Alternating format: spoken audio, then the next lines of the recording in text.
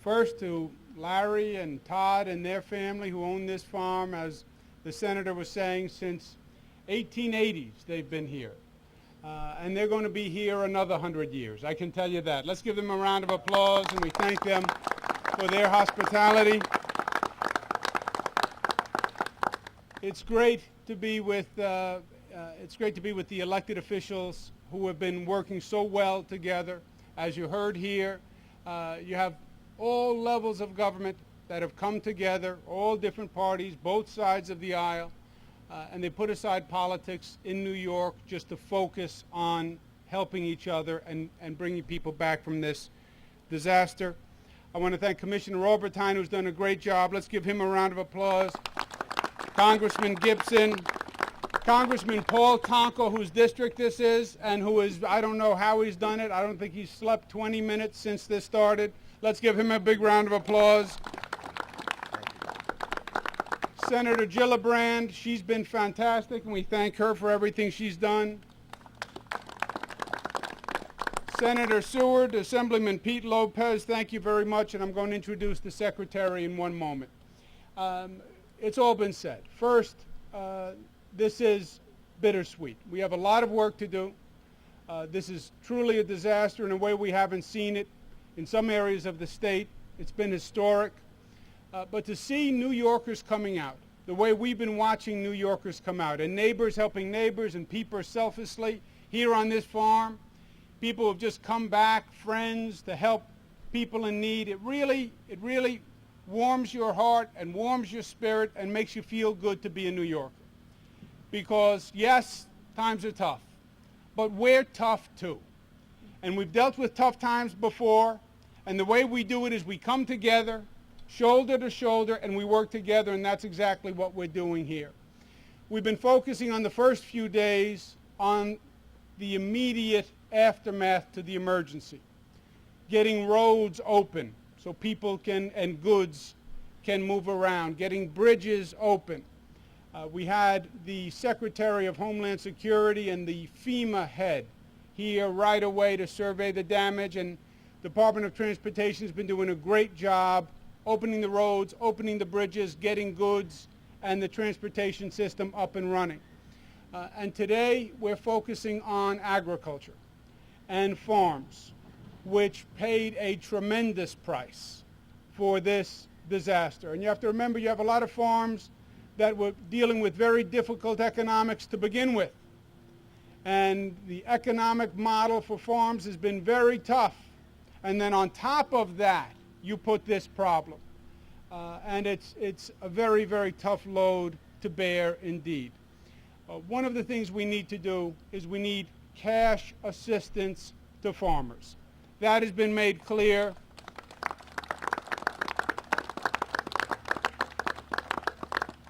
And we need flexible funding that can help farmers pay their bills, that can help farmers pay for feed to feed their livestock. And the state is going to do its part today. I'm going to authorize $15 million to be available for the commissioner to work with the farm community and local governments to find out how we get that $15 million into the pockets of farmers to actually help them pay their bills, and we're going to do that now. And the way we're going to do this at the end of the day is partnership. The state government working with local governments and all of us working with the federal government. The federal government has been extraordinary in their response. I've spoken to President Obama twice about this situation. As I mentioned, Secretary Napolitano, Director Fugate came up last week right away, and we did a first tour to get us started. And today we have with us Secretary Vilsack, who's the Agriculture Secretary for the nation. And he is here to help us specifically with this problem of restoring farms, rebuilding farms, and making farms work once again as quickly as possible. His jurisdiction is obviously all across the country. There's many places that he could be. There's many pressures on his time. That he thought enough to take his time to come here speaks volumes about the priority that the federal government has made this state. And I personally thank him, and we all thank him as New Yorkers for being here when we need him. Let's give him a big New York welcome, Secretary Tom Vilsack. Thanks, Governor. Thank you. Governor, thank you very much. Certainly appreciate the opportunity to be with you and the Senator and members of Congress. But let me first of all say how appreciative I am of the Van Allen family for their willingness to welcome us in this most difficult time. This is the fourth generation that has farmed this land. And for many, many of those generations, they just did what they always do, which is to help feed America. Few people recognize the important role that families like this play in the United States every day. And it's unfortunate that it's a tragedy that allows us to put the spotlight on these great people and these hardworking people. But we're on their farm today because they do help to feed America. They do and are responsible for agriculture generating 1 out of every 12 jobs in the economy.